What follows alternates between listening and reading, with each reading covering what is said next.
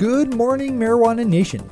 It's Wednesday, August 16th, 2017, and you're tuned in to episode 311 of Marijuana Today Daily. I'm your host, Shay Gunther, and I'll be walking you through today's marijuana news and headlines.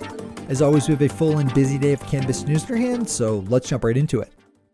Our top story of the day is a piece in the Washington Post that highlights the rift between the Drug Enforcement Administration and the U.S. Department of Justice over medical marijuana research. This is a strange one, folks, as it pits the prohibitionist DOJ against the DEA, who it appears is actually trying to facilitate further research into medical cannabis. According to the Post's reporting, the Department of Justice, led by Attorney General Jeff Sessions, has been blocking every recent attempt made by the DEA to process applications from academic researchers to carry out medical marijuana research. One unnamed senior DEA official said, quote, "The Justice Department has effectively shut down this program to increase research registration," unquote. This, of course, fits with the general MO of Attorney General Sessions, who has proven himself immune to facts when it comes to sensible drug policy, especially of the marijuana variety. We turn our attention up to my neck of the woods here in Maine, where state legislators recently wrapped up preliminary work on crafting the rules and regulations for the adult use marijuana market passed by voters in the fall. As the Portland Press Herald is reporting, though, things do not look good for adult use marijuana to actually hit retail shelves by February, the first month it will be legal to do so. State lawmakers still need to finalize how the legal adult use market will operate, with the full legislature set to vote on the final version of industry rules in October. After that, the state agencies tasked with overseeing things will still need some lead time on getting up and running, which doesn't leave enough days on the calendar for a harvest by February. Yesterday, the legislative committee working on the cannabis issue held their final meeting and hashed out a number of issues, including protections for adult use consumers from being evicted by landlords and the fines and penalties associated with breaking home grow rules. Click over to the Portland Press Herald for the rest of the details on this one. As always, we have all the news we cover linked to on our website at mjtodaydaily.com and on our Twitter account at mjtodaydaily. Our final top story of the day is the letter written by Washington State Governor Jay Inslee and Attorney General Bob Ferguson to U.S. Attorney General Jeff Sessions, pushing back against a letter set by Sessions last month criticizing and threatening Washington for their legal cannabis market. The letter of defense released by Governor Inslee and Attorney General Ferguson yesterday goes into great detail in refuting Attorney General Sessions' letter point by point, accusing him of using old data and outright misinterpreting statistics and conflating disparate issues. They go on further to request from Attorney General Sessions some clarification on DOJ cannabis policy. This is another good one to open up in full. Those are our top stories for today. It's time for Marijuana Today Daily Headlines Blitz.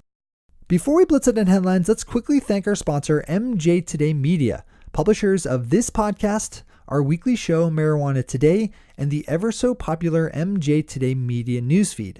Get hooked up and fully connected to the world of legal marijuana news with MJ Today Media.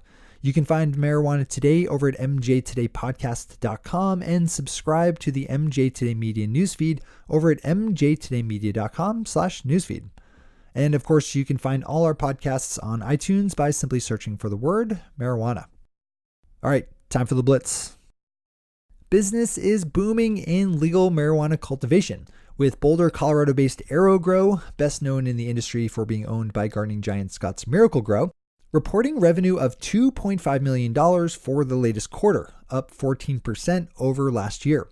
AeroGrow specializes in high-tech indoor hydroponic cultivation gear and was scooped up by Scotts Miracle-Gro last year when the larger company exercised stock options it had to give it a majority stake in the smaller company. Leafly has a great piece up about the Santa Cruz Veterans Alliance, or SCBA, a nonprofit organization that works to give free medical marijuana to military veteran patients in need. The SCBA has been up and running since 2011 and has helped thousands of military patients get the medicine they need to treat conditions like PTSD and to help manage physical pain. Leafly's piece looks at how the organization is evolving in the face of California's passage of Proposition 64 in the fall, which legalized adult use marijuana. Swing over to this one for the full read. This could be the year that industrial hemp finally saves the world, or at least sheds its federal status as a controlled substance.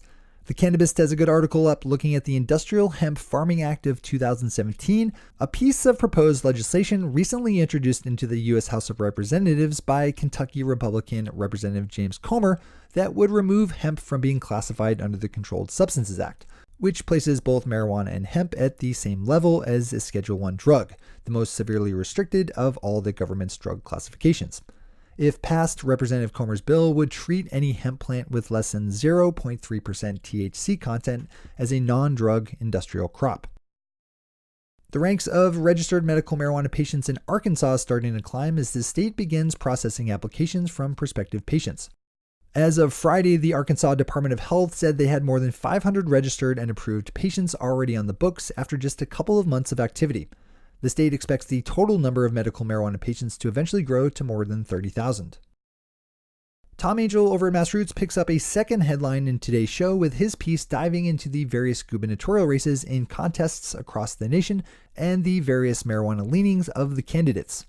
This one is a follow-up to Tom's earlier article looking at New Jersey and Virginia, and besides states like Colorado and California, parses things for 9 other states. Definitely a good one to open up and read in full. Turning back to Arkansas for a headline, we have a state lawmaker starting to make some noise over the lack of good business banking options for state legal marijuana businesses.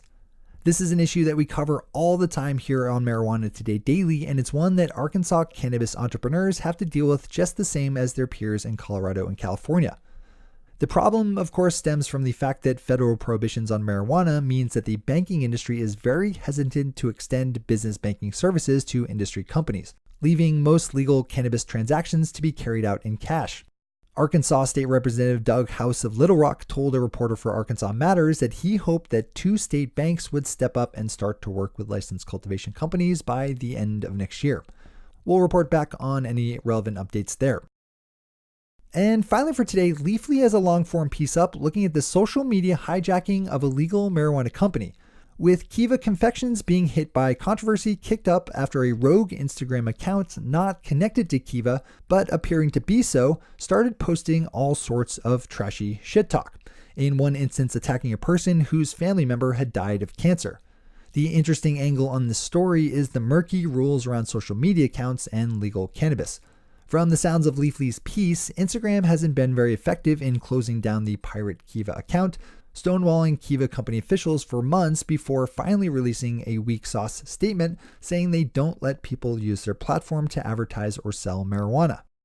One of the more ironic things about this story is that the official Kiva account has been shut down by Instagram more than 8 times for their subject matter, but as of this morning, the fake and abusive Kiva account is still up and functional, albeit hidden behind a private setting. Those are the headlines and news for the day. I'll be back with you again tomorrow morning with another information-packed episode of Marijuana Today Daily. But in the meantime, if you have any stories to share or feedback to give, zip us an email to headlines@mjtodaydaily.com. And while you're clicking around the interwebs, swing over to our Twitter account at mjtodaydaily and visit our website at mjtodaydaily.com to find links to all the news we cover. Thanks to our sponsor, MJ Today Media, and to all of our awesome patron listeners for the support that makes this show possible. To join the illustrious ranks of the patron listeners yourself, swing over to our website at mjtodaydaily.com and click on that big blue button at the top of the page that says Become a Patron. I'm your host, Shay Gunther. Thanks for tuning in and starting your day with Marijuana Today. Today.